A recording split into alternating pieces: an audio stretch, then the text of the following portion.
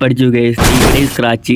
ഇവിടെ സ്ക്രാച്ച് ചെറിയ രീതിക്ക് സ്ക്രാച്ച്. ഇപ്പൊ സംഭവിച്ചത് എന്താന്ന് ഞാൻ കാണിച്ചു തരാം. വണ്ടിയായിട്ട് വന്നപ്പോഴത്തേക്ക് ഇവിടെ വേറൊരു വണ്ടി ഇടുന്നതുകൊണ്ട് ഞാൻ വണ്ടി വെളി വെച്ചിട്ട് കയറാന്ന് വെച്ചു. അപ്പോൾ മണ്ണി വെച്ച് കഴിഞ്ഞാൽ പൂന്തോന്ന് പറഞ്ഞിട്ട് ഞാൻ നേരെ റോഡിൽ കൊണ്ടങ്ങ് വെച്ചിട്ട് നേരെ അകത്തേറി പോയി. അതാണ് എൻ്റെ റൂം. അവിടെ ഇരുന്നപ്പോൾ ആൾക്കാരൊക്കെ ഒരുമാതിരി എൻ്റെ വണ്ടി നോക്കൊണ്ട് പോകുന്നു. ഞാൻ വെച്ച് ലുക്കായിട്ട് നോക്കുന്നതെന്ന്. പക്ഷെ അവിടെ ഇരുന്ന് കഴിഞ്ഞാൽ വണ്ടി മാത്രം കാണത്തില്ല. ഞാൻ പിന്നെ ഇറങ്ങി നോക്കിയപ്പോൾ കാര്യം മനസ്സിലായി. കാറ് കൊണ്ടങ്ങ് താണ് വണ്ടി ോട്ട് വീണ് കിടക്കുകയായിരുന്നു. അതൊന്ന് പിടിച്ച് പൊക്കിയെടുക്കാൻ നോക്കി മുള്ളിലൊക്കെ കൊണ്ട് കൈയും മുറിഞ്ഞ്. എപ്പോഴും ചുമ്മാ കുറച്ചുകൊണ്ടിരിക്കണ നായിൻ്റെ മോൻ ഇത്രയും വലിയ വണ്ടി വെളിയെ മറിഞ്ഞു കിടന്നിട്ട് ഒരു സൗണ്ട് പോലും ഉണ്ടാക്കിയില്ല. ഒരു കൈവതം മാറ്റരുത്.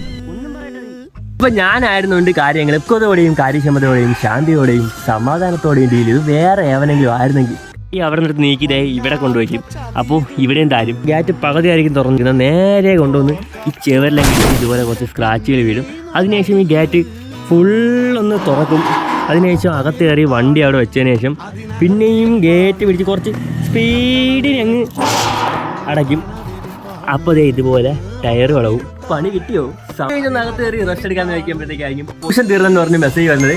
അപ്പോൾ ഇന്നിപ്പോൾ ഞാൻ ഓയിലും മാറി ക്ലച്ചൊക്കെ വന്നേ ഉള്ളൂ. പക്ഷേ ഇന്നത്തെ ഒരു സാഹചര്യം വെച്ചിട്ട് ഇന്ന് പോയി എടുത്തു കഴിഞ്ഞാൽ ഉറപ്പായിട്ട് ഫെയിലാവും. ഇത്രയും ആയ സ്ഥിതിക്ക് ഇനിയിപ്പോൾ പുറത്തിറങ്ങുന്നത് ഒട്ടും സേഫ് അല്ല. അതുകൊണ്ട് വണ്ടിയൊക്കെ കയറ്റി വെച്ചിട്ട് ഇന്ന് വീട്ടിൻ്റെ അകത്ത് കഴിഞ്ഞ്